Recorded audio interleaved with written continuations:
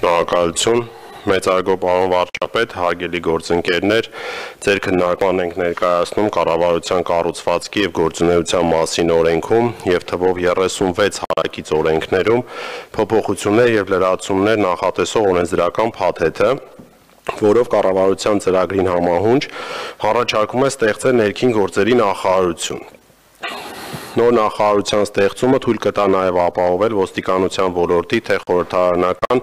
թե քաղաքացիական վերահսկողություն, ինչպես նաև այն կդառնա ոլորտի բարեփոխումներ իրագործողն ու պատասխանատուն։ Ներքին գործերի նախարարությունն իր մեջ ներառելու է 3 խոշոր ծառայություն՝ ոստիկանությունը, փրկարար ծառայությունը եւ միգրացիա եւ քաղաքացիության ծառայությունը։ Ըստ այդմ, նախարարությունում կկենտրոնացվի ֆունկցիոնալ 5 հիմնական ոլորտ. Հասարակական կարգի պահպանություն, հանցագործությունների կանխում եւ բացահայտում, աղետների ռիսկի կառավարում, միգրացիա եւ քաղաքացիություն, պետական ռեզերվների կառավարում եւ հումանիտար հարցեր։ Նոր նախարարության ստեղծման փաթեթի մշակման փուլում իրականացվել են դրա կազմում ընդգրկվող բոլոր ծառայությունների եւ մարմինների, դրանց գործառույթների մասնագիտական խոր ուսումնասիրություններ։ Եվ որպես ուղենիշ է ընդունվել այն սկզբունքը, որ ենթակապետական մարմինները կենտրոնանալու են միայն իրենց մասնագիտական ֆունկցիա իրականացման վրա, ծառայությունների ղեկավարները նշանակվելու են վարչապետի կողմից, իսկ տեղակալները ներքին գործերի նախարարի առաջարկությամբ նշանակվելու եւ ազատվելու են կրկին վարչապետի կողմից։ Նոր նախարարության գերատեսչական վերահսկողության եւ որակի ապահովման հարցին գալով նշեմ, որ փաթեթի տրամաբանությունից բխում է, որ նախարարի անմիջական ենթակայությամբ նախատեսվելու է ներքին անվտանգության եւ հակակոռուպցիոն վարչությունը, որն ապահովելու է գերատեսչական վերահսկողություն ամբողջ համակարգի ծառայության որակի նկատմամբ։ Նախարարության իրավասությանն են հանձնվելու իրենց բնույթով հանրային ծառայություններ հանդիսացող եւ ներկայումս ոստիկանության կողմից իրականացվող մի շարք գործառույթներ։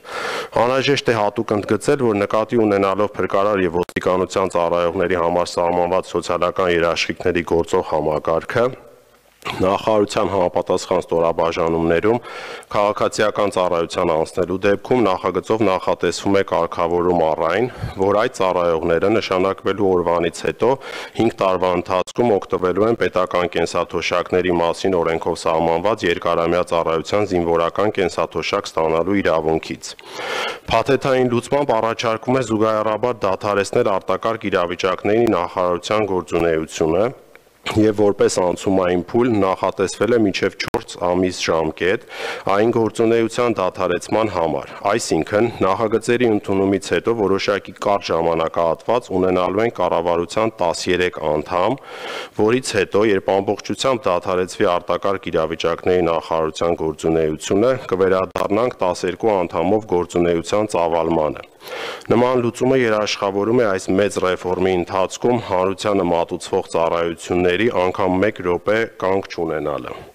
Ամփոփելով նշեմ, որ ներքին գործերի նախարարության ստեղծմանը հաջորդելու են օրենսդրական եւ գործառնական մակարդակում այլ նախաձեռնություններ եւս, որոնք ամբողջացնեն ոլորտային բարեփոխումների իրականացումը, ինչի արդյունքում մեր քաղաքացիներին նոր նախարարության ենթակայությամբ գործող ծառայությունները մշակութային եւ որակական առումով կներկայանան ամբողջովին նոր մոդելով։